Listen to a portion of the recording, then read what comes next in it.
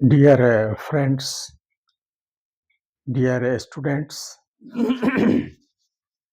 Preposition chapter बताने के क्रम में I told you that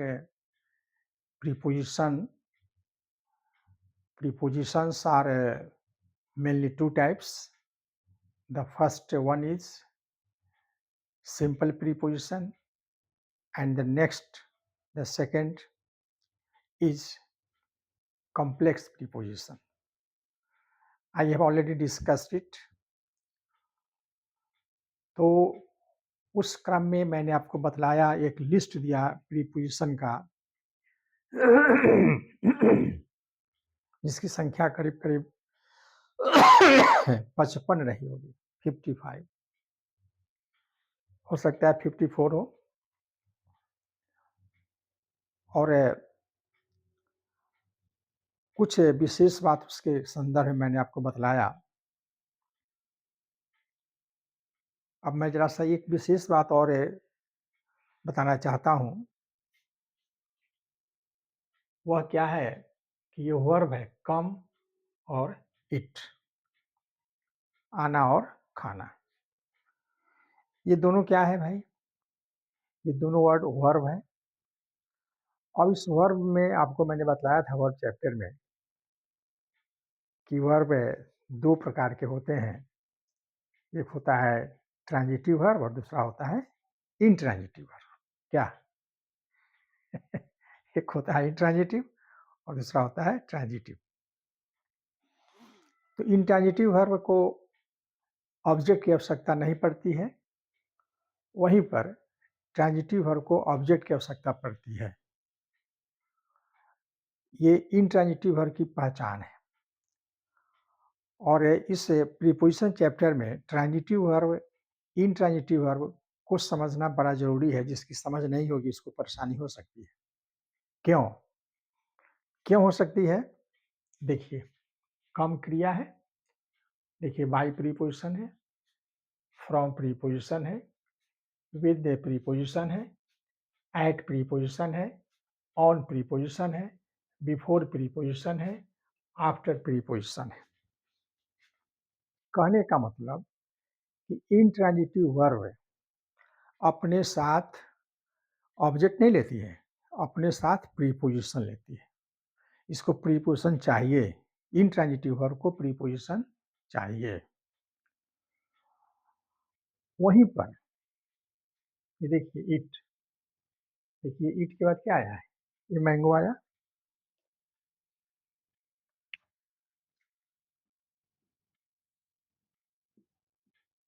noun, ये नाउन आ गया।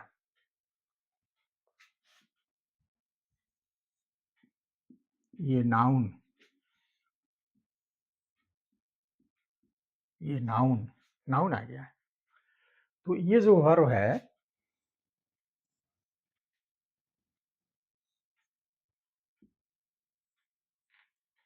ये जो वर्ब है, ये अपने बाद क्या लिया? नाउन लिया, प्रीपोजिशन नहीं लिया। तो साफ है, स्पष्ट है, स्पष्ट ये बात है कि इंट्रांजिटिव वर्ब बिना प्रीपोजिशन के नहीं रह सकती है और ट्रांजिटिव वर्ब को प्रीपोजिशन नहीं चाहिए। इसलिए ट्रांजिटिव वर्ब इंट्रांजिटिव वर्ब को पहचानना जरूरी है। आपको याद होगा मैं आपको बतलाया था कि क्रिया में क्या लगा करके प्रश्न कीजिए। अगर आंसर मिल जाता है तो वह होगा ट्रांजिटिव, आंसर नहीं मिलता है तो वह होगा इंट्रांजिटिव। तो यहाँ पर कम क्रिया है, कम क्रिया इसमें कहिए क्या आते हैं भाई? इसका उत्तर नहीं मिलेगा। हाँ, इसका उत्तर मिलेगा कौन आता है, उसका उत्तर मिलेगा, लेकिन क्या, व्हाट, उत्तर नहीं मिलेगा। तो इंट्रांजिटिव ईट क्रिया है, क्या खाते हैं भाई, उत्तर मिलेगा, इसलिए होगा ट्रांजिटिव। तो आपको ये दिमाग में रखना है कि इंट्रांजिटिव वर्ब जो होते हैं उसको प्रीपोजिशन चाहिए ही चाहिए, और जो ट्रांजिटिव होते हैं उनको प्रीपोजिशन नहीं चाहिए। That's all. ये हम विशेष बात बताना चाहते थे। अब एक विशेष बात और है, ये जो क्रिया है ask, inter, discuss, reach, attack, describe, answer, approach, resemble, climb, इसके साथ कोई प्रीपोजिशन नहीं आता है, जबकि ये सब क्या है? इंट्रांजिटिव वर्ब है। इंट्रांजिटिव वर्ब है, आप इसके साथ नहीं लगा सकते। अगर आप लिख देंगे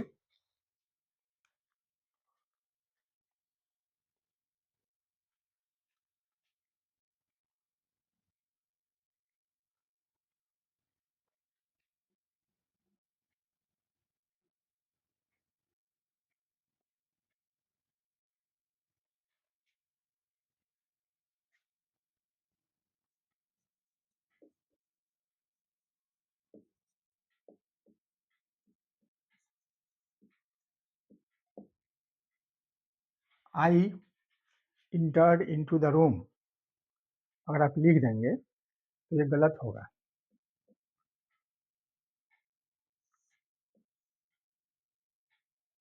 ये इंटर्ड, ये इंट्रांजिटिव वर्ब है।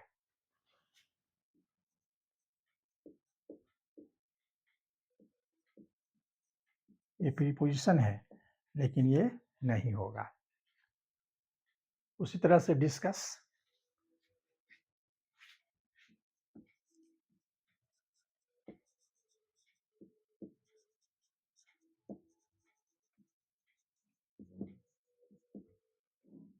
ये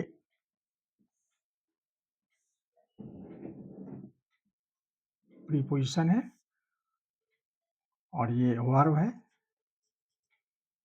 इस वर्ब में ये इंट्रांजिटिव वर्ब है, तो यहाँ प्रीपोजिशन लगा दिए, ये गलत होगा।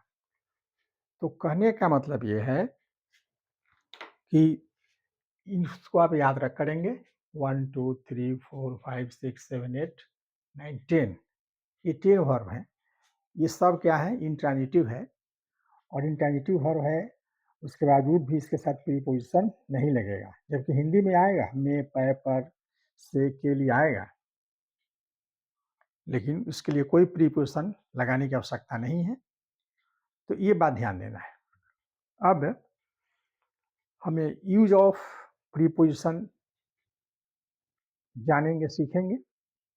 मैंने आपको जो 55 बतलाया, उस 55 में कुछ बहुत इंपॉर्टेंट प्रीपोजिशन है जिसका यूज हमको जानना जरूरी है, और ये लंबा चैप्टर होगा।